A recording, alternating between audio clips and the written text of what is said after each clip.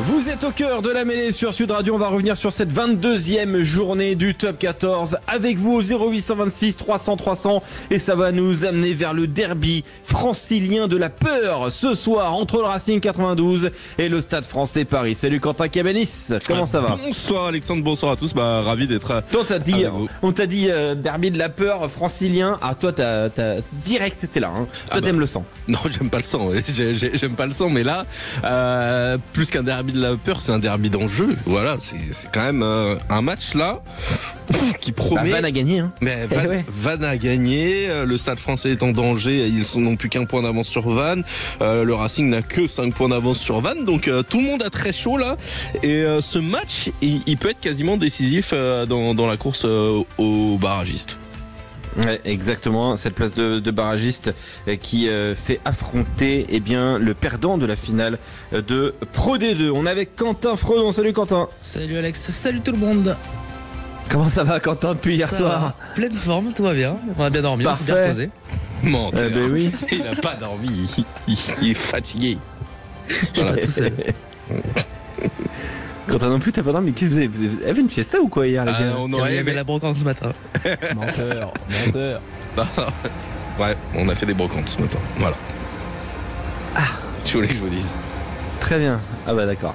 Clément Combe, bonsoir. Monsieur Priam, bonsoir. Bonsoir tout le monde. Notre Bon, journaliste du côté il n'y a pas eu de brocante, de la Paris je La vais pas vous Défense. mentir. Non, toi t'es plutôt dans les travaux manuels, Dans le BTP. plutôt dans le démontage et le meublage en ce moment. Le mec il est en train de refaire son appartement. En même temps on peut le comprendre. talent. Beaucoup de talent, dit-on, sur le travail d'aménagement de son appartement. Et d'ailleurs quand tu veux tu nous invites. Hein. On n'est pas encore. On est prêt pour la crémaillère. Bah ouais, on attend toujours. Le mec Avec ne plaisir. nous a toujours pas invités. Comment ça va Clément en direct de la Paris La Défense Arena? Bah, très bien, ça commence à se remplir très gentiment. Pas mal de maillots roses du Stade Français Paris aux abords du stade et de cette Paris La Défense Arena. Pas grand monde pour l'instant, c'est assez calme. Quelques joueurs du Stade Français déjà à l'échauffement. Est-ce qu'on est là pour Matt Pokora ou pour un match de top 14 qui sent le roussi? Bah, j'ai noté, ma première phrase c'était sauvons ce qu'il nous reste histoire de ne pas repartir à zéro. Ça aurait pu être une phrase de Ryan Chapuis en conférence de presse, mais non, ce sont bien 2 titres de Matt Pokora qui sera en Ou de Claudio en showcase, Capéo, c'est au choix.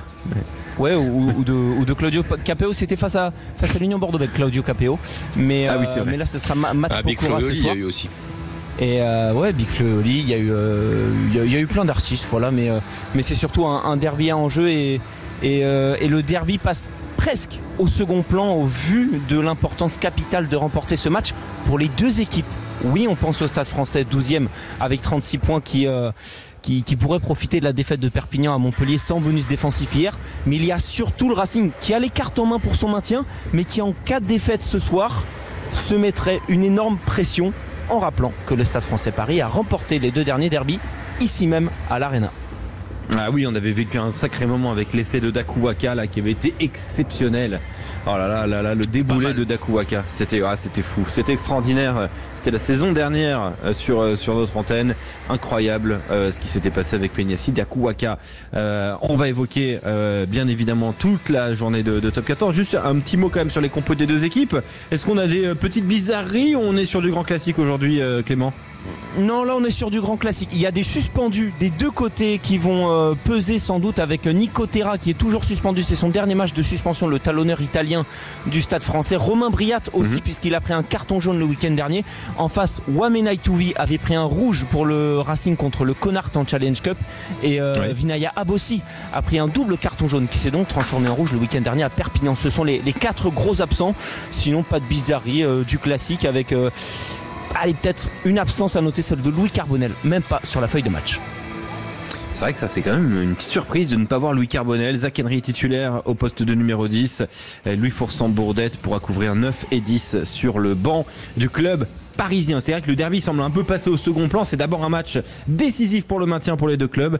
Mais bon, c'est vrai que au final, vous avez sur le terrain aujourd'hui les deux clubs qui ont formé la première finale de l'histoire du championnat de France au parc de Bagatelle 1983.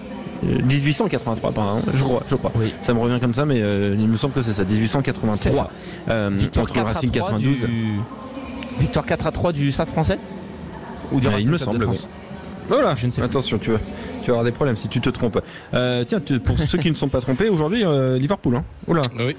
Ah oui, ça s'est pas trompé aujourd'hui. Évidemment, ça s'est pas trompé. Petit Victoire petit contre décalage Tottenham. foot, mais quand même, hein, les Reds qui sont donc champions d'Angleterre. Extraordinaire. Pour la 20e fois, qui égalise Manchester United au palmarès des clubs les plus titrés d'Angleterre. De clubs qui s'apprécient beaucoup, bien évidemment. Hein. Revenons au rugby, bien évidemment, avec Quentin Cavanis. On va rappeler tous les résultats de cette 22e journée. Le classement à jour, parce que c'est vrai que on parle de maintien, mais on parle aussi de barrage. Alors, on a beaucoup évoqué le mot barrage avec Perpignan, mais je pense que c'est même plus seulement la question. Parce que le Stade Français, en cas de défaite aujourd'hui, serait très proche de la place de lanterne rouge. Ça, oui. c'est une nouveauté. Et oui, Alexandre, puisque les résultats de cette 22e journée jouent en défaveur du Stade Français. Toulouse a battu Castres 52-6. Vannes, et ça c'est très important, s'est imposé face au RCT 29-19 avec le point de bonus offensif. Clermont a battu Lyon 39-31. 27-22, c'est le score de Bayonne-Pau. C'était en délocalisation au Pays Basque à Anoeta. Montpellier a battu l'USAP 19-13 et Bordeaux s'est incliné à domicile face à La Rochelle 21-10. Au classement, Toulouse est leader et le sera quoi qu'il arrive à l'issue de cette journée. L'UBB est deuxième devant le RCT. Ensuite, on va retrouver Bayonne quatrième avec 58 points, 5 points d'avance sur le cinquième Castres qui a 53 points et 5 points d'avance sur le sixième Clermont. Ensuite, on va retrouver à égalité avec Clermont La Rochelle et le Loup Rugby. Montpellier est 9e. Ensuite, la section paloise. Le Racing est 11e avec 40 points, 4 points d'avance sur le Stade Français et l'USAP qui ont 36 points. Vannes est dernier avec 35 points. Dans le reste de l'actualité, mauvaise nouvelle pour le MHR avec la saison de Stuart Hogg qui est terminée d'après son manager Johan Codulo. Il est sorti sur blessure hier, le joueur de Montpellier, et sa saison donc risque de se terminer. Les Françaises ont échoué au pied. Ça s'est joué à rien. Ouais, à un point. Ça s'est joué à un point. Les Françaises qui avaient la possibilité hier de faire un grand chelem, et après une mauvaise entame de match, les Françaises se sont rebellées et se sont finalement inclinées face à l'Angleterre sur le score de 43-42. Et d'ailleurs, à ce sujet, on va écouter Johanna Grisé au micro de France Télévisions. Elle était hier, juste à l'issue de la rencontre, au micro de la chaîne diffuseur. Je pense qu'on a juste appliqué ce qu'on s'était dit en fait. On savait que les Anglais, si on voulait les faire tomber, il fallait qu'on joue libéré. Et je pense qu'on a eu un passage à vide de 20 minutes en fait, clairement, qui nous coûte le match. Et on voit tout simplement que quand on joue et qu'on arrête de se poser des questions, en fait, on les a dominés, c'est très clair. Donc le message il est fort, il est qu'on va continuer de bosser et que si c'est pas aujourd'hui, ça sera cet été. Et on se le souhaite. Et voilà, il faut qu'on joue. C'est ça le rugby, il faut jouer. Après Johanna Grisé, écoutons le co-sélectionneur du 15 de France féminin, David Ortiz. On sent qu'on est dans le bras de fer, c'est ce qu'on avait demandé aux joueurs, c'est d'être dans le bras de fer, dans le money time, parce qu'on sait que c'est là que ce match-là se gagnait. Donc on a atteint l'objectif qu'on s'était donné. Maintenant il faudra être plus clinique sur les débuts de match pour faire en sorte que ce bras de fer, qu'on puisse le dominer un petit peu plus et on puisse vraiment finir de conclure les matchs comme on le souhaite. David Ortiz, donc au micro de France Télévisions. Ouais, dans le reste de l'actualité, la Pro D2 avec Biarritz qui a battu Béziers 33-17, le succès de Mont-de-Marsan face à Dax 34-20, 13-12 entre Nice et Aix-en-Provence pour les Niçois. Agen s'est incliné face à Soyons-Angoulême à domicile 23-12. Victoire de Grenoble face à Oyonnax 26-23. Brive a été gagné à Aurillac 39-23. Succès de Valence-Roman face à Nevers 69-21 et Colomiers s'était imposé face à Montauban sur le score de 31-17. Au classement, Grenoble est leader à 94 points devant Brive, Colomiers, Aix-en-Provence, Soyons-Angoulême, Béziers. Montauban est 7e, Nevers 8e, Valence-Roman est 9e, Biarritz 10e. Ensuite, on va retrouver Dax, Oyonnax, Mont-de-Marsan, Agen, Aurillac et Nice. Et puis une dernière nouvelle, Alexandre, c'est l'équipe de France de rugby fauteuil qui est champion d'Europe pour la 3e fois de suite après son succès face au Danemark. Aujourd'hui 53-49.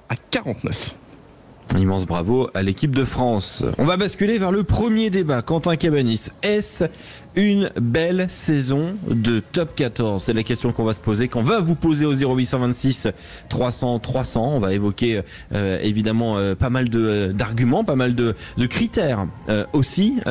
Et pour se poser cette question, est-ce une belle saison de top 14? Eh bien, on vous interroge, vous, au 0826 300 300. Ludovic de Mont-de-Marsan est avec nous. Salut Ludovic. Salut Alex, salut à toute l'équipe. Merci d'être avec nous, Ludovic. On est avec William de Brive. Salut William. Ouais, bonsoir à tous.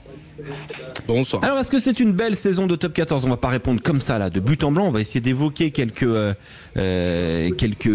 arguments. Le premier argument, et je vais vers Clément Combe. Quels sont les éléments qui font d'une saison de top 14 une belle saison? Alors il y en a plusieurs, il y a les différentes courses qu'il y a dans ce championnat qui évoluent à plusieurs étages. Les courses demi-finales directes, le critère est complètement rempli. On n'a jamais eu, je pense, 3 premiers aussi forts dans ce championnat depuis des années. Toulouse, l'Union Bordeaux-Bègles et Toulon. À 4 journées de la fin, on ne sait pas qui finira premier. On se doute peut-être que ce sera Toulouse. Aujourd'hui, après ce week-end. Ce qu'il y a, c'est que ensuite il y a la deuxième course, celle au top 6. Il se peut qu'à la fin de cette journée, s'il y a victoire du Racing, 11 équipes peuvent encore se qualifier en barrage mathématiquement. Là, on a l'habitude de voir 9-10 clubs, d'en avoir 11 à 4 journées de la fin. Ça permet de remplir ce critère. Et enfin, c'est la course au maintien. Là, on a 3, voire 4 clubs, en fonction du résultat du soir, qui vont se jouer jusqu'au bout la survie en top 14. Donc, sur ces 3 critères-là, c'est rempli pour être une bonne saison de top 14 à mon sens. Alors ça c'est sur le point comptable et sur le point des enjeux au classement. Est-ce qu'il y a d'autres critères que vous voulez mettre dans la besace avant qu'on commence à juger? Est-ce que il y a d'autres choses qui te viennent, toi par exemple, Quentin, à l'esprit? Ouais, moi ce que j'aime bien aussi, c'est des belles histoires à suivre dans une saison. Tu vois, par exemple l'année où Bayonne est remonté, voir le parcours de géants qu'ils ont fait. Voilà, moi j'aime bien aussi voir, tu vois, des surprises ou des équipes coup de cœur un petit peu qui surprennent tout le monde dans le bon sens du terme. Et cette année, je trouve qu'on a été plutôt surpris dans le mauvais sens par certaines équipes. Ouais, avec c'est vrai que des histoires pour le coup pas très très positives. Est-ce que William et Ludovic, est-ce qu'on peut avant de commencer à juger cette saison de top 14 2024-2025, est-ce qu'on peut aussi mettre dans le chapeau les histoires à côté? Le transfert de Melvin Jaminet, avec donc le transfert il était l'année dernière, mais les affaires qu'il y a autour, est-ce que les tensions qu'il y a entre les différents présidents, ça peut rentrer en ligne de compte, ce côté un petit peu feuilleton du top 14 ou des à côté du top 14, est-ce que ça aussi ça peut contribuer à une bonne saison où on se concentre surtout sur le jeu, William? Il y a un point aussi qui me paraît hyper important sur le top 14, que ce soit une réussite ou non, c'est qu'en fin de saison, ce soit un championnat qui donne à Fabien Galtier les meilleurs joueurs du monde pour être capable de composer son équipe et être champion du monde. Je trouve que c'est un item qui est hyper important aujourd'hui, de se dire quelles sont les révélations, est-ce qu'il y a 20, 30, 40, 50, 60, 100 joueurs sur qui on peut compter. Et je trouve que c'est un item qui est assez intéressant à relever du top 14, parce qu'il y a beaucoup de nouveaux joueurs, et au plus ça va, plus on se dit putain, mais ce mec va jouer en équipe de France, ce mec est une pointure européenne, celui-là c'est le top monde. Donc je trouve que c'est assez intéressant de mettre ça aussi dans l'analyse. Qu'est-ce que le top 14 est capable de faire pour l'équipe nationale? Ça me paraît vraiment déterminant. Et sur les à côté, les à côté sont liés aussi comment dirais-je, à la communication, au fait que nos joueurs sont de plus en plus connus. Donc il y a des choses dont on parle, dont on n'aurait pas forcément parlé il y a quelques années. On est professionnel depuis 25 ans dans le rugby, le foot depuis un siècle. Donc on peut aussi se tromper sur certaines gestions. Voilà, des choses où il faut que nos dirigeants soient de plus en plus costauds. Ça n'a pas impacté le jeu, tant mieux, parce qu'au final, on a toujours vu des bons matchs de rugby chaque dimanche, quoi qu'il se passe hors terrain, et même sur des sujets très forts. Le terrain n'a pas été forcément touché, mais c'est plutôt au niveau des instances dirigeantes, qu'elles soient fédérales, qu'elles soient au niveau de la Ligue ou au niveau des clubs, où là, il faut que nos dirigeants soient de plus en plus costauds, à l'image des dirigeants de football qui sont en place depuis très longtemps et capables de gérer des à côté qui peuvent être parfois importants. Ça fait forcément partie. Mais la très belle chose, c'est que pour celui qui suit le rugby, qui regarde simplement les matchs et qui n'est pas forcément au courant de ce qu'il y a à côté, je trouve que les mecs sur le terrain, quel qu'ils soient, ont toujours assumé, et on a vu du bon rugby tous les ans. Ludovic, qu'est-ce qu'on met comme critère pour estimer si c'est une bonne saison ou pas de top 14? Est-ce qu'il y a un autre critère que tu veux faire rentrer en compte? Moi, je t'avoue que je rejoignais Clément. Je rajouterais éventuellement à la rigueur la course au top 8 pour la Coupe d'Europe de la saison prochaine également. Mais on a un championnat, on nous annonce chaque année un championnat de plus en plus resserré. Et je crois que cette année, on a eu vraiment ce resserrement, si on enlève peut-être le Stade Toulousain qui a pris une petite avance. Mais on a eu vraiment ce resserrement où on a vu également à certains moments des équipes qui pouvaient basculer basculer dans la course au maintien ou alors vers le top 6. Regarde La Rochelle, la semaine dernière, il s'impose miraculeusement. Hier, il gagne à Bordeaux, mais il a perdu la semaine dernière. Je pense pas qu'il gagne à Bordeaux. Et du coup, avant de se déplacer à Vannes, ils auraient été dans la course au maintien. Alors que là, du coup, ils se repositionnent dans la course au top 6. Et ce qui est intéressant, c'est que, en plus, il y a quelques surprises. Non, on a vraiment un championnat passionnant cette saison, resserré avec des joueurs, avec des équipes qui envoient énormément de jeux. Des identités, des philosophies de jeu qui sont très intéressantes à voir tous les week-ends. Et c'est très compliqué aussi de faire des pronostics sur certains matchs. Alors, c'est le côté un peu indécis du top 14 peut effectivement entrer dans les critères. Alors, attaquons tout de suite le débat. Est-ce que, en termes de suspense, quand on regarde le classement, est-ce que le frisson est pour le moment au rendez-vous, Quentin Cabanis? Alors, moi je le séparerais en deux, ce frisson. J'ai le sentiment que Toulouse tue un peu le suspense par sa domination, même si l'UBB a bien lutté, mais j'ai l'impression qu'aujourd'hui Toulouse est beaucoup trop fort et encore au-dessus par rapport aux autres. Les poursuivants du Stade Toulousain ont des trous d'air massifs, comme l'UBB hier et Toulon hier d'ailleurs. Et là où Toulouse n'en a pas. Tu vois, si tu regardes le bilan, Toulon sur les 5 derniers matchs, c'est 2 victoires. L'UBB, c'est 2 défaites, alors que Toulouse n'a qu'une défaite sur les 5 derniers matchs. Tu vois, tu sens quand même une domination toulousaine. Mais en revanche, pour ce qui est le reste du championnat, je trouve que le suspense bat son plein. Donc, pour moi, il y a un suspense entre 13 équipes et une équipe au-dessus. Donc ça reste intéressant à suivre. Est-ce que le suspense est au rendez-vous, en tout cas assez prenant pour que qu'on se dirige en tout cas sur le plan du suspense, sur une bonne saison de top 14, Clément Combe? Non, il y a déjà eu des saisons où, avant la dernière journée, je me souviens que c'est la saison 2020-21, Castres finit premier à l'issue de la dernière journée. Là, pour moi, c'est pas une des plus grandes saisons du top 14, en partie parce que on parle des courses différents étages, mais les 3 premiers sont 3 mastodontes qui sont largement au-dessus des autres. Le 4e est un 4e ultra solide et a presque validé sa place. Il lui suffit de Bayonne de gagner ses derniers matchs à domicile pour s'assurer une 4e place. Tu nous dis et que le top 4 en fait est déjà réglé. Alors dans le top 4, il y a le top 2 dedans, mais le top 4 pour ceux qui recevront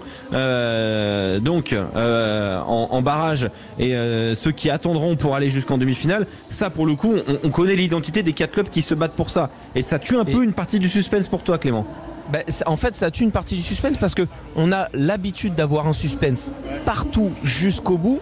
Là où, en fait, les seuls suspens qui vont rester sont la course au top 6 qu'on a chaque année. Chaque année, on a 7, 8 clubs et la course au maintien. Là, il y a la course au top 2 aussi. Hein.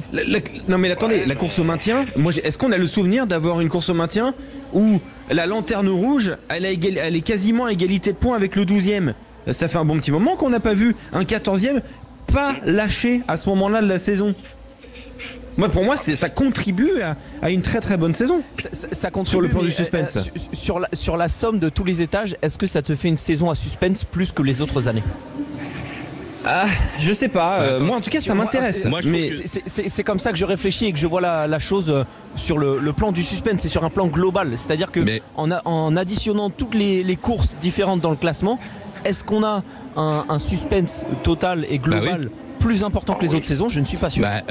Si tu fais abstraction de Toulouse qui est assuré quasiment de finir dans le top 2, je veux dire, c'est impossible de définir qui va terminer à quelle place. De savoir qui entre Toulon et l'UBB va finir devant, c'est très difficile de le savoir. Qui entre Bayonne devrait rester à 4e, mais entre Castres, Clermont, La Rochelle, Lyon et allez, on peut mettre peut-être Montpellier même dedans.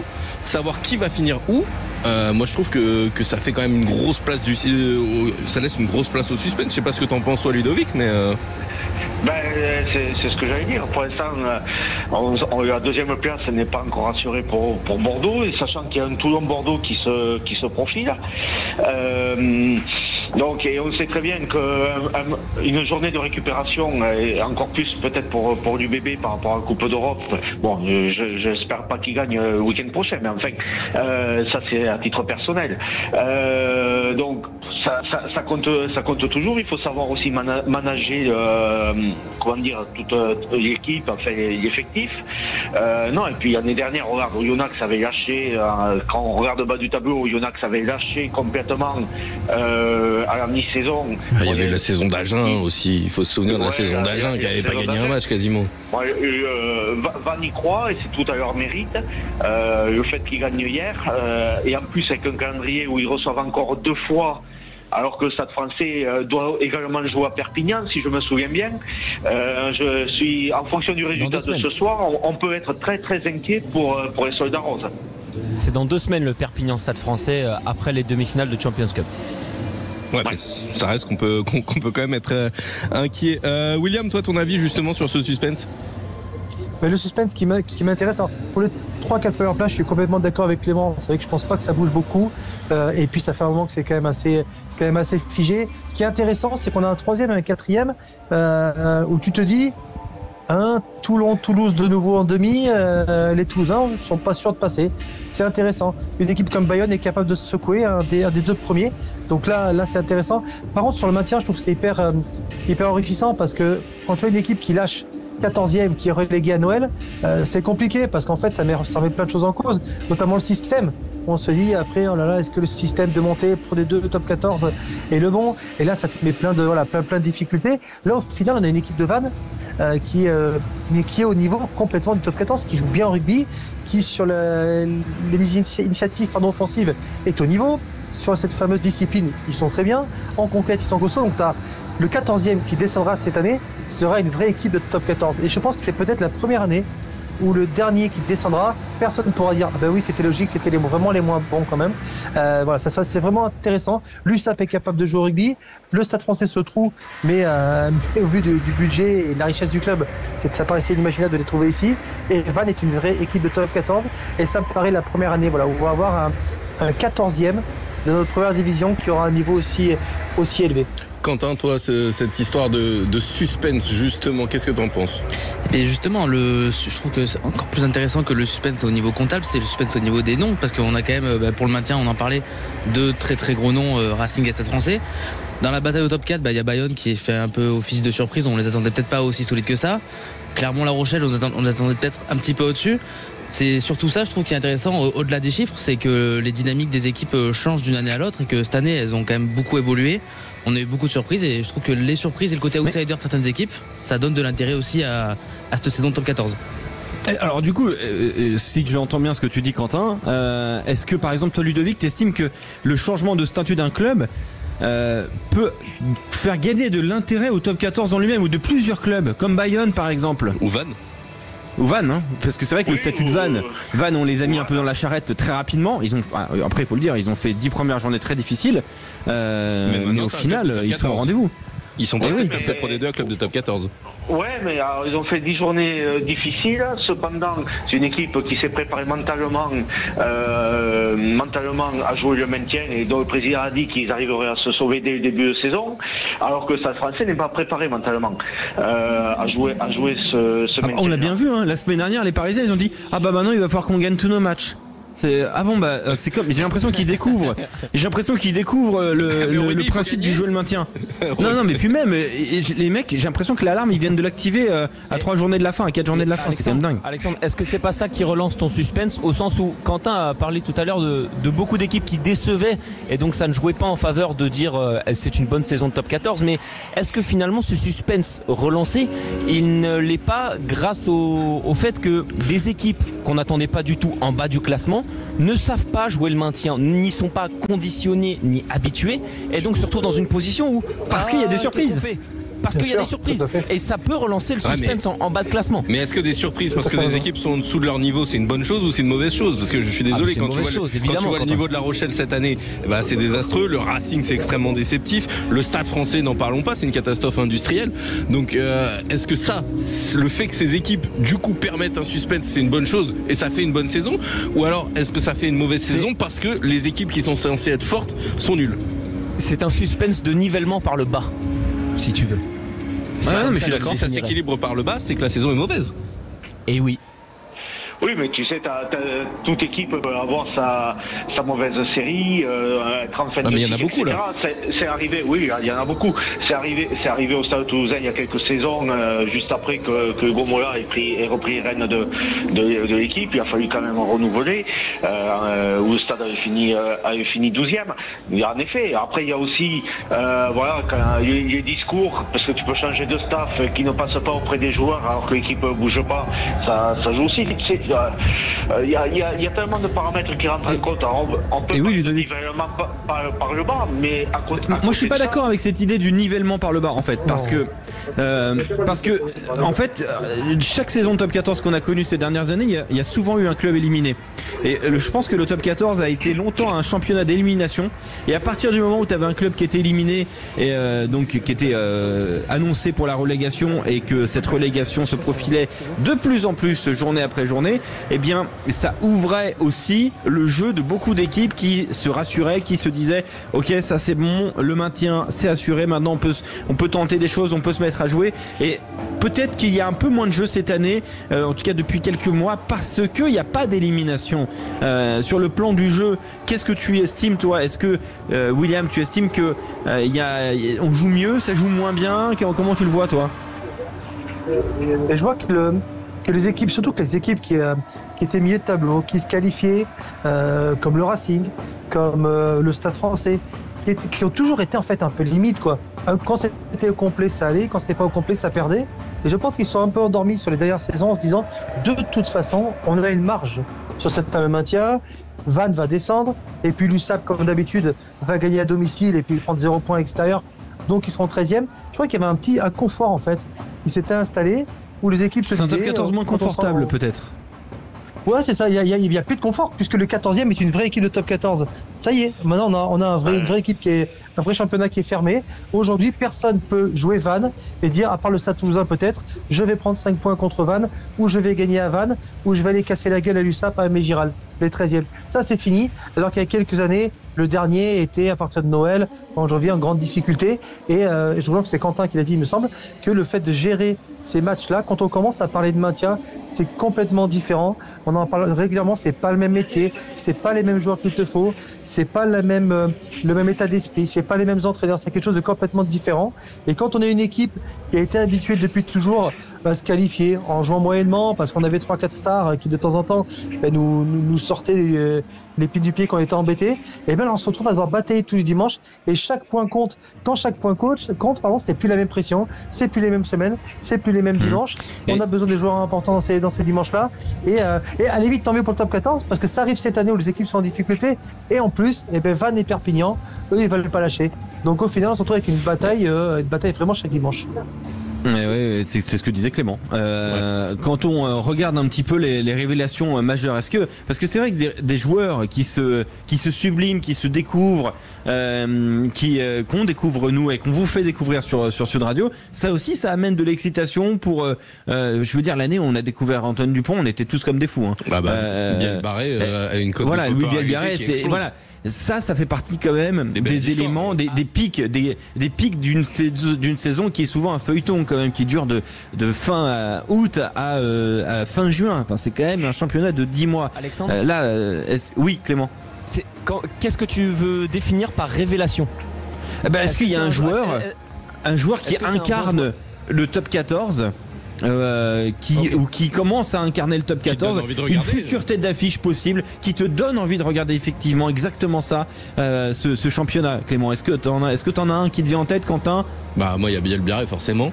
Donc qui est en train de tout exploser et qui donne envie, je pense, à tout le monde de le regarder, parce qu'en plus d'être sympathique, il a des jambes de feu. Je pense qu'aujourd'hui tous les gamins adorent Louis Biel Biarré avec son casque rouge, parce qu'en plus en équipe de France il est très bon, mais je pense que c'est un des joueurs qui aujourd'hui est le nouveau visage du rugby français.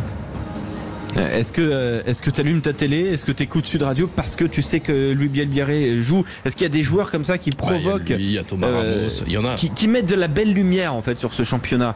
Est-ce qu'il y en a un qui te vient en tête, toi, Clément? Moi j'ai deux joueurs qui me viennent en tête. Par révélation, j'avais réfléchi à la question. C'était des joueurs que je connaissais pas ou que j'avais très peu vus et qui là, ça y contribue. à chaque fois que je les vois me font plaisir. C'est deux joueurs de Lyon, Théo William et Théo Millet. j'ai envie d'allumer ma télé pour eux. Franchement, Théo William, pour moi, c'est la révélation cette saison d'un point de vue individuel, d'un joueur qu'on ne connaissait pas, qui arrive et qui en fait a déjà une forme de régularité cette saison en top 14. Et Théo Millet, on l'avait déjà vu avec Oyonnax l'an dernier en top 14, il était bon. Là-dessus, il n'y a pas de surprise. Par contre, avec Lyon, c'est devenu le joueur qui bonifie son équipe sans être au devant de l'affiche. Et pour les suiveurs et ceux, pour des gens qui travaillent sur du rugby tous les week-ends, où on a l'habitude de voir les gros joueurs, les gros noms comme Biel Biarré, ces joueurs-là, Théo William, Théo Millet, ce sont peut-être pour eux que j'allume ma télé aujourd'hui. Il y a aussi le petit pilier là, de Toulouse, là, quand je dis petit, qui commence doucement à m'exciter lui. À chaque fois que je le vois Malakai Hawks, c'est super. Moi, Marius Domon, par exemple, ça fait partie de cette catégorie-là. Marius Domon, on sait que Melvin Géminet, il peut pas commencer la saison, il est suspendu. Boum, Marius Domon, waouh. On était aussi. Voilà, Geldrin, il était déjà un peu les derniers, mais c'est vrai qu'il fait une saison énorme. Mais Marius Domon, moi, j'ai regardé Toulon en me disant, waouh, c'est super avec Marius Domon. Est-ce qu'il y a un joueur comme ça? On va faire très rapidement un petit tour de table, William. J'étais parti sur Théo William, donc je suis vraiment content là, que Clément l'ait abordé. Je pense que c'est le prochain gros international que va sortir le Loup. Et pour rester à Lyon, je reste sur le capitaine, le patron Baptiste Couillou. Et moi, ça me fait mal au bide de le voir écarté des sélections, de le voir sous-côté comme il est, parce qu'on voit tous les matchs de Lyon en entier. Et il attaque, il défend, il marque, il joue au pied, il a les deux pieds, il est leader quand c'est dur, c'est lui qui passe devant, il est costaud, il est raide en plus vraiment quand il faut. Et je pense honnêtement que si on fait tous les items du poste de demi-mêlée, après même si Antoine Dupont écrase la concurrence, je le vois pas très loin en fait en termes de niveau, réellement. Réellement, je trouve qu'il n'y a pas de débat. Ludovic, quel est ton choix, toi? Mais je trouve très très fort. Oui, alors, déjà ça sera compliqué de choisir un joueur du Racing à l'époque un Caster, même si là je vais partir plutôt sur les joueurs de devant avec Bamba qui revient bien. Après sinon côté Stade Toulousain, parce que j'ai l'habitude aussi suivre un peu les espoirs du stade, quand on voit Mathis Castro Ferreira et Clément Verger la saison est en train d'exploser, ainsi que Joshua Brennan, voilà, je pense qu'ils sont pas loin du 15 de France, ces garçons-là. Après sur les demi, j'aime bien le petit Jono. Voilà, il y a de l'électricité dans les jambes. Et puis la petite paire de centre de Bayonne, quand même, un Makala Tulagi, ça aussi c'est souvent, on en a souvent pour notre argent. Quand on les regarde, c'est toujours un petit bonheur. Quentin Fredon, pour terminer. J'ai envie de parler d'Etchegaray qui en 5 matchs est passé. Non mais c'est vrai. Mais Etchegaray, ça a contribué à ça. Je suis d'accord avec ça, moi. Le mec qui devait partir et qui finalement explose et qui devient un titulaire en puissance et qui remet en concurrence Romain Buros, qui était très à l'aise derrière tout seul à son poste. Et puis on espère vous avoir donné tous les éléments de compréhension, de questionnement chez vous pour vous amener à cette réponse. Est-ce une belle saison de top 14? C'est à vous d'en juger. Vous qui nous écoutez sur Sud Radio, au travail, dans la voiture peut-être, ou en vacances, en France ou ailleurs, sur l'application Sud Radio ou sur sudradio.fr. Vous pouvez vous faire maintenant votre avis. On a essayé de vous donner le plus de critères et d'éléments possibles. Dans un instant, sur Sud Radio, tiens, on va rester avec toi, si tu veux bien, Ludovic, puisqu'on va se poser la question, quel est le grand enseignement de cette 22e journée? À tout de suite. Vous êtes sur Sud Radio, vous êtes sur la radio du rugby en direct de la Paris La Défense Arena pour ce match ce soir, le derby francilien, le derby de la peur entre le Racing 92 et le Stade Français de Paris, derby qui sera placé sous le signe de la bataille pour le maintien et que vous vivrez sur Sud Radio avec Clément Combe et Julien Thomas. Mais on va rappeler d'abord tous les résultats de cette 22e journée, Quentin Cabanis, puisqu'on va se poser la question des enseignements. Les résultats de cette journée: Toulouse, Castres 52-6, Vannes, Toulon 29-19, Clermont, Lyon 39-31, Bayonne, Pau 27-22, succès de Montpellier face à l'USAP 19-13 et l'UBB s'est incliné face à La Rochelle 21-10.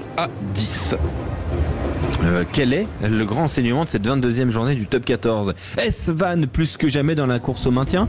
Est-ce Toulouse qui déroule avant l'Europe? Est-ce Clermont et l'éloge du labeur? Est-ce Bayonne, le top 4 en passe d'être sécurisé?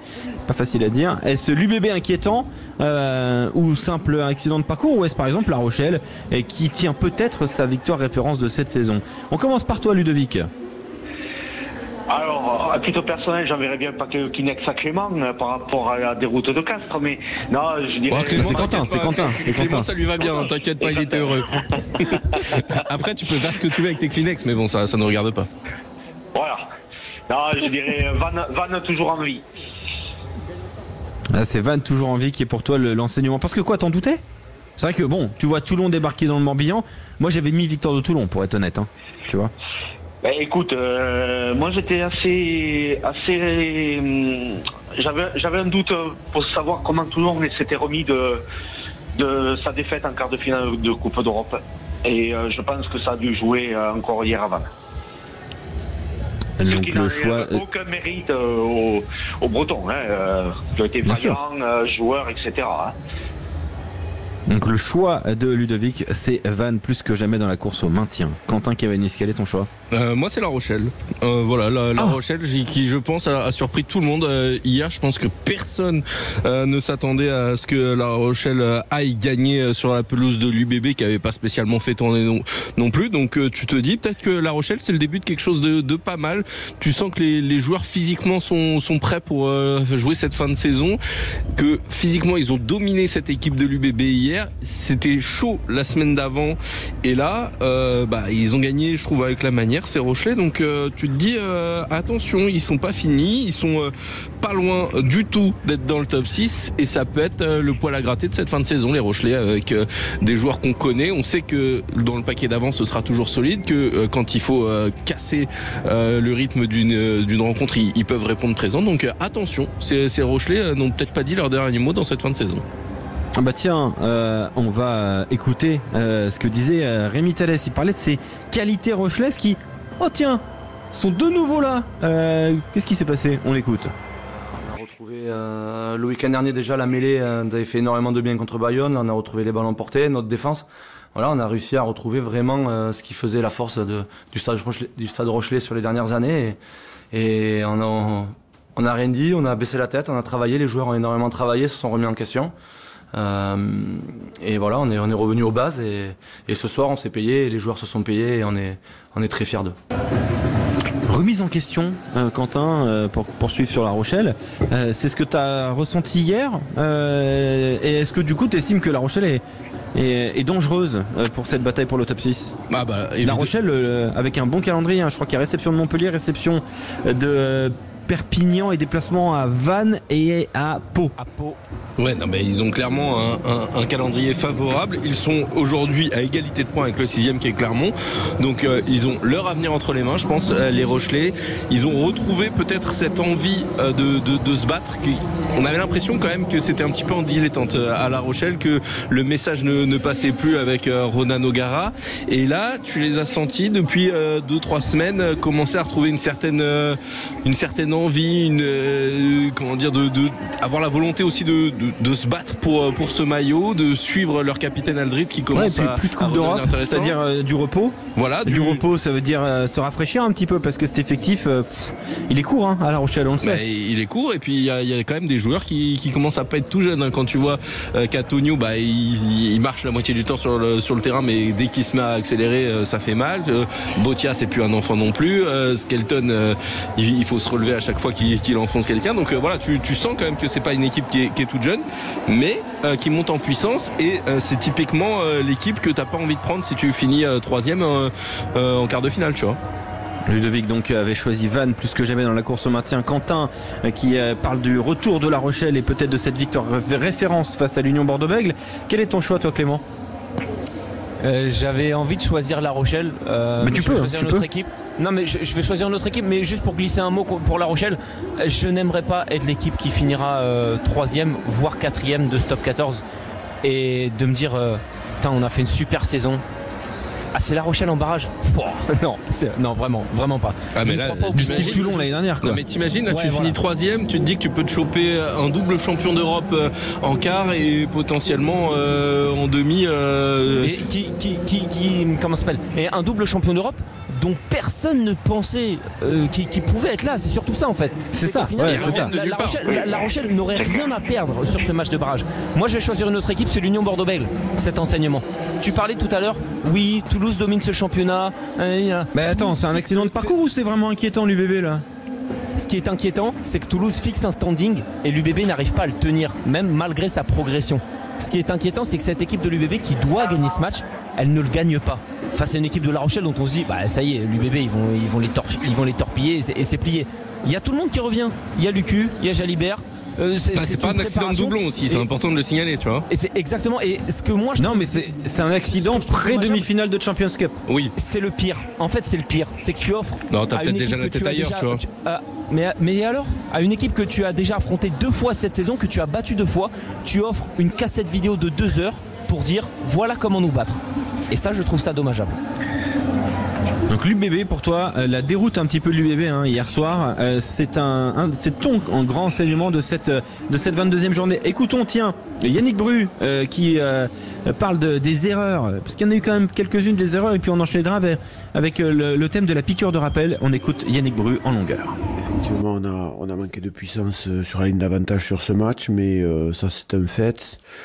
Mais bon, ça explique pas non plus les 9 en avant qu'on a fait, les 30 ballons perdus, 9 en avant, notamment en début de match, énormément. Voilà, je pense que ça a été un non-match de notre part et un match bien préparé tactiquement par La Rochelle. Bravo à eux pour ça, il y a rien à dire. Là, je vois plutôt une bonne piqûre de rappel, puisqu'on change de compétition, on change d'arbitrage. Donc ça va être complètement différent, mais il faut reconnaître qu'aujourd'hui, personne n'a été à son niveau. Rien n'a fonctionné ce soir. Bravo aux Rochelais, donc ils y sont forcément pour quelque chose. Tous les rebonds finissaient toujours dans les mains des Rochelais, donc c'est pas un hasard. Donc il y avait forcément un supplément d'envie dans le camp de La Rochelle. Bravo à eux et à nous d'analyser ça, mais je pense pas que ça nous affecte tant que ça. C'était un non-match. Yannick Bru, donc déjà beau perdant, et puis qui parle notamment ce terme-là, personne n'a été à son niveau, et il ajoute ensuite sur la fin donc de son intervention au micro de Nicolas Delage pour Sud Radio, je ne suis pas sûr que cela nous affecte plus que ça, plus qu'un match. Ça, l'avenir nous le dira. Mais en tout cas, c'est la théorie donc de Yannick Bru. On termine ce tour de table avec Quentin, Fredon et William. William, quel est pour toi l'enseignement de cette 22e journée rapidement ? L'ASM, parce que le fait d'avoir gagné ce match qui était compliqué face à un concurrent, la pression était sur les Clermontois. En fait, elle va amener beaucoup de confiance déjà dans le groupe. Beaucoup de confiance au système mis en place par Christophe Furios. Il a besoin de résultats quand même. Ça fait 2 ans et demi qu'il est en place. Maintenant, il va falloir arriver à se qualifier, à ce qu'il y ait du factuel. Et là, à 4 journées de la fin, ils sont 6e. Ils sont passés en fait on est encore en course, on peut le faire, on va y arriver. Si on joue bien, si on est costaud, on va y arriver. Ah, ça y est, on y est. Là, ils sont à la 6e place. Ils sont quand même dans la position de l'équipe qui a des réceptions à gérer et ça y est, qui est dans le top 6. Donc, moi, j'ai mis éloge du labeur. Parce que cette sensation que cette équipe, elle travaille beaucoup et qu'elle n'a pas souvent les résultats, quoi. Hein. Parce que il y avait pas un matos non plus plus gros que sur les autres équipes, donc il a fallu bosser, il a fallu comprendre le fonctionnement de Christophe Furios, et pour que ça matche, en fait, il faut se qualifier, il faut un résultat, il faut qu'il se paye. Et la grosse machine qui a été Clermont pendant 40 ans a besoin de résultats. Si l'ASM se qualifie, si l'ASM fait un barrage qui a de la gueule, ça peut relancer beaucoup de choses dans un club qui a déjà gagné, qui sait comment on fait pour être dans les 2-3 premiers top 14. Donc là, être 6e, ça leur change la fin de saison. Et terminer dans le top 6, ça changerait beaucoup de choses pour le retour de l'ASM à un très haut niveau. Je suis d'accord avec toi, William, parce que pour moi, le plus grand problème de l'ASM aujourd'hui, c'est son attractivité qui est déclinante, et il faut retrouver cette attractivité, et pour cela, il faut être dans le top 6, il faut faire la Champions Cup. Moi, je trouve le recrutement de la saison prochaine estampillé déjà Pro D2, ce qui n'est pas forcément une chose négative, mais je trouve pas au niveau de l'ASM Clermont-Auvergne. Je ne demande qu'à être surpris. Quentin Fredon, pour terminer, quel est pour toi le grand enseignement de cette 22e journée ? Eh bien, je pense qu'au contraire de Clément Combe, l'UBB, c'est une simple erreur de parcours et un simple concours de circonstances. Je pense que La Rochelle a clairement été meilleure, Bordeaux n'a pas été au niveau, ça c'est un fait. Mais je pense que Bordeaux n'avait pas la tête. Tu souscris au discours de Yannick Bru ? Je vais plutôt dans son sens, oui. Je pense que Bordeaux n'avait pas la tête à ce match, qu'ils se sont dit, sans forcément se le dire entre eux, mais que La Rochelle n'est pas du tout bon et n'est pas du tout là en 2025, et que ça va être un match assez facile en vue de la semaine prochaine. Et je pense juste qu'ils sont passés à côté de ce match dans leur tête et qu'ils vont pas être tant affectés que ça, et que samedi prochain ils seront au rendez-vous contre Toulouse. Et je pense que ça va pas les affecter. Non, je pense pas. Pas de panique donc. Voilà donc pour les grands enseignements de cette 22e journée du top 14. Merci Ludovic d'avoir été avec nous. Ton petit pronostic pour ce soir ? Victoire du Racing avec bonus offensif. Il me faut le score. 38-12. 38-12. Ouais. C'est sévère. Ça va chiffrer. Non mais attends. Après, on passera une bonne soirée. Bon, pas le Stade Français. C'est impressionnant. Donc attends, je note parce que tu sais que je note tous les pronos. 38-12, tiens, un petit tour de table.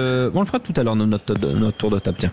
Ouais, merci Ludovic. 38-12 donc pour le Racing face au Stade Français de Paris. Toi tu veux, toi t'aimes pas les Parisiens, toi. Oh là là là là là là. Ça je sens que toi tu veux du. Il n'y en aura plus s'il y a 38-12, la rivalité ça sera en Pro D2. Je te le dis. Ouais. Et puis pour répondre, je crois à Quentin, moi ça me va très bien si les Bordelais sont prêts samedi prochain. Parce que samedi prochain on joue dimanche, donc ça me va très bien. Oui, dimanche. Parfait. Ah bah tu pars comme un prince. Ah tu nous fais une sortie à la Philippe Swanguero, je te félicite Ludovic. Ça c'est beau. Ça c'est très beau, bien sorti. Voilà, allez, bonne soirée du côté de Mont-de-Marsan qui a fait aussi un coup très important pour le maintien. Face à Dax, ça a été un match très très important à André Guy Boniface. On va justement se poser une question simple. C'était quoi la meilleure affiche de cette 22e journée? Vous voyez déjà en haut de l'affiche, en 10 fois plus gros que n'importe qui, mon nom s'étalait. Je me voyais déjà adulé. Bah ouais, ça, on parle des enseignements. Mais c'était quoi la meilleure affiche? C'était quoi le meilleur match de cette 22e journée? Jusque-là, bien évidemment. Et pour se poser la question, nous avons le porte-parole, le grand représentant des auditeurs Sud Radio Rugby au 0826 300 300. C'est Dominique de Bonpass. Salut Dominique. Salut Dominique. Bonsoir Dominique. Comment ça va Dominique? Ça pourra aller mieux si on avait... Ouais, on n'a pas parlé de Perpi, c'est vrai, je suis désolé, mais... Oui, non mais... Ouais. Bon, peut-être c'est chaud là. Parce que c'est pas glorieux, mais bon... Toi aussi t'es supporter du Racing, je sens ce soir, toi. Un truc me dit que... Oui. Tu voudrais que le Stade Français se vautre en bonne et due forme, j'ai l'impression. Oui. Je dis ça comme ça, Dominique. Ouais. C'est ce que j'avais pronostiqué il y a déjà un petit moment. Très bien. Tiens, Dominique, je vais prendre ton pronostic. Allons-y. Alors moi, c'est quoi ton pronostic? 62-3. Non. Je vais pas manquer de respect au Stade Français parce que j'étais qui aime bien châter bien. Mais je vais vers une victoire 30-12 du Racing avec bonus. Ah bah oui, non mais vous êtes fantastique tout ça. On va respecter le Stade Français, mais vous les flinguez derrière les Parisiens, c'est magnifique. Wow. J'aime beaucoup. Bel esprit Dominique, je sens qu'on va beaucoup rigoler. Alors Dominique, tu vas entendre les plaidoiries de nos spécialistes. Et puis tu vas devoir à la fois balancer tes sensibilités personnelles, avoir aussi un côté objectif parce que tu représentes les auditeurs Sud Radio, et puis construire ton avis en écoutant les arguments de nos spécialistes. Ça te va? Ça va. Eh c'est parfait. Alors il y a Quentin Cabanis, Quentin Fredon, il y a William, il y a Clément. Qui est le premier à s'élancer? C'est la question que je te pose, Dominique. Quentin. Ouais. Lequel? Cabanis ou Fredon? Cabanis. Ah, Cabanis, toujours Cabanis. 30 secondes pour faire la plaidoirie. Quentin Cabanis qui a fait un choix. Écoute, l'important dans la vie c'est de faire des choix.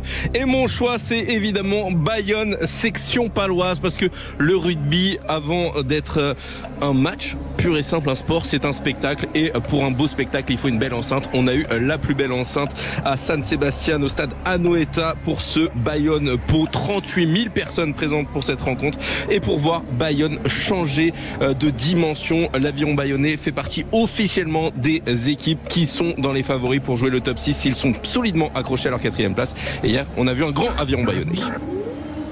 Voilà donc Quentin Cabanis. Qui est le prochain à s'élancer? Dominique de Bonpass. Je sais pas tous les prénoms en tête. Clément, Quentin Fredon, Clément ou William. C'est mon interlocuteur préféré. Merci Dominique. C'est pas comme ça qu'on l'appelle.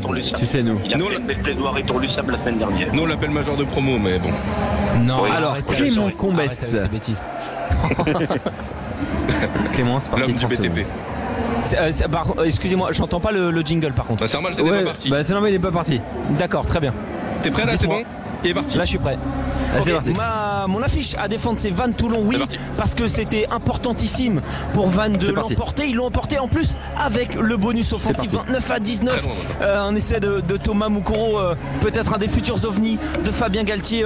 Pourtant, Vannes a fait moins de franchissements. Vannes a battu beaucoup moins de défenseurs que Toulon. Une équipe de Toulon qui n'avait pas tant fait tourner que cela. Et le plus important est assuré pour Vannes, au meilleur des moments, se rapprocher, se donner une chance de plus de survivre en top 14.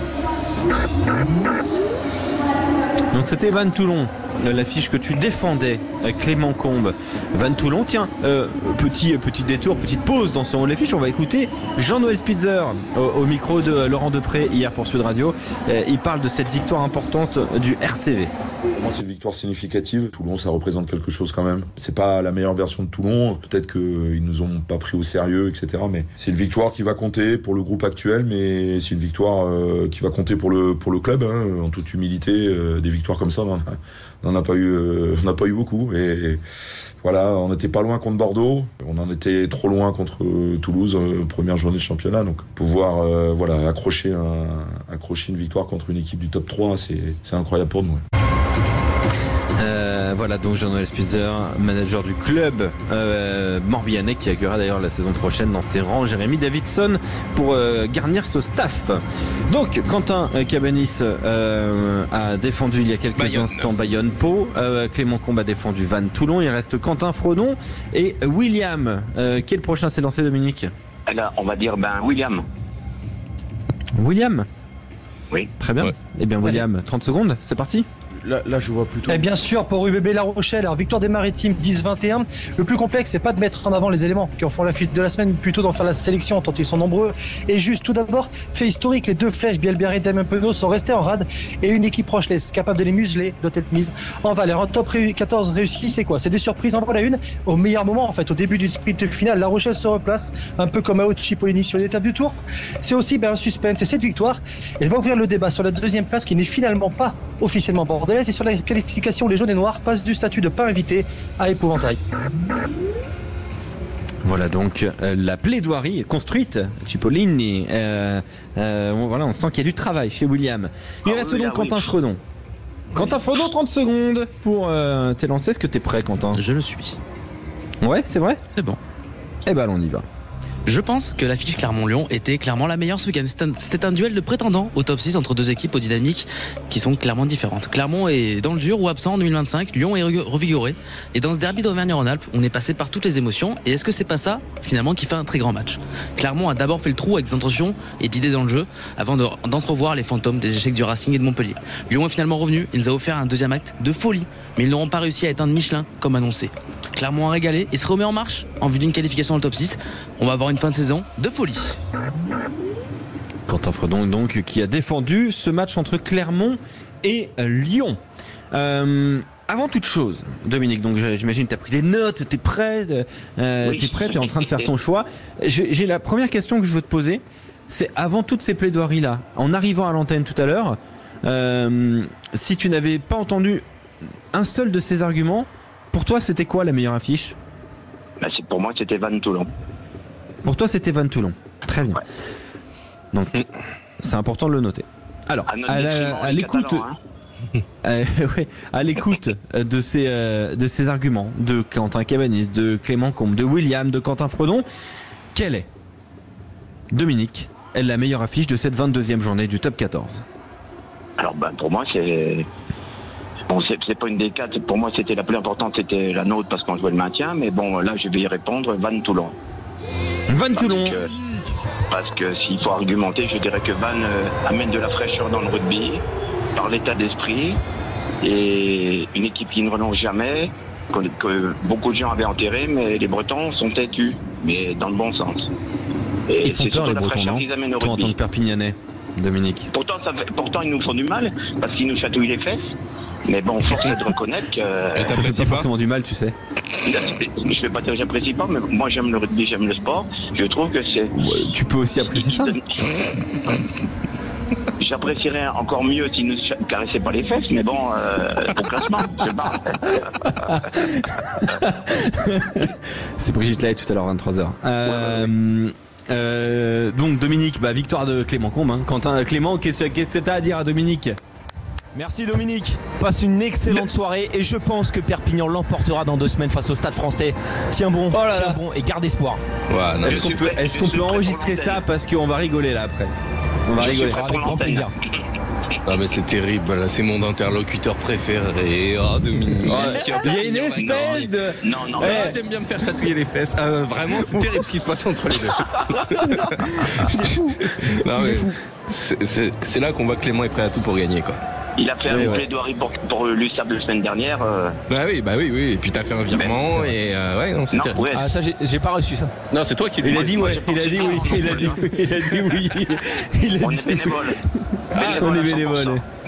Et oui. Merci beaucoup Dominique d'avoir été avec nous. Merci beaucoup, c'est toujours un plaisir de parler rugby avec toi et belle fin de saison tout de même au Perpignanais. On espère vous voir nombreux en tribune avec vos drapeaux, hein, pas comme à Montpellier. Est-ce que je peux ajouter un petit mot ? Je voudrais remercier Montpellier parce qu'ils nous ont confisqué les drapeaux, ils nous ont pris pour des hooligans. Alors félicitations aux supporters catalans qui se sont bien tenus. Et pour la félicitation, c'est ironique bien sûr. Hein. Et Montpellier vont pas l'emmener au paradis. Hein. Je trouve que c'est un peu esprit anti-rugby. Oui, mais je suis plutôt d'accord avec toi. Tu sais, là, moi, sur ce point-là, je suis tout à fait d'accord. C'est pas très classe. Le rugby, c'est la fête. Et comme disait Monsieur Urios, quand arrive le printemps, on aime bien sentir l'odeur des merguez. Julien Thomas, on va lui poser la question. Tiens, de son club de cœur. Il est là, Julien Thomas ou pas ? Normalement, il est là. Pas encore. Et là comme je lui ai dit, comme je lui ai dit, mais comme à Montpellier, dans des figurants, ils sont obligés de payer des figurants pour pouvoir avoir des spectateurs. Waouh! Ah oui, d'accord, ok, tu finis en trompe, toi. Toi, tu pars comme Yohan Huget. Tout à l'heure, Ludovic, il est parti comme Philippe, toi, tu pars comme Yohan, d'accord, très bien. C'est ce que j'ai dit l'année dernière, hein? Bah oui. Très bien. Eh ben, écoute. Merci Dominique d'avoir été avec nous et belle soirée du côté de Beaupass. William, ton pronostic après cette défaite, attention, hein, tu sais que tu as 13 victoires et Clément il en a 11. Hein. Ton pronostic, William? Je dirais 23-18 ce soir. Bon, ouais, 23-18. Ouh là là là là, 23-18. Je note. William, 23-18. On va vous révéler dans un instant les pronostics de l'équipe Sud Radio. Vous allez voir, il y a des petites surprises. Merci William d'avoir été avec nous. Et très bon match. Au revoir, à tout de suite sur Sud Radio pour la suite de cette partie.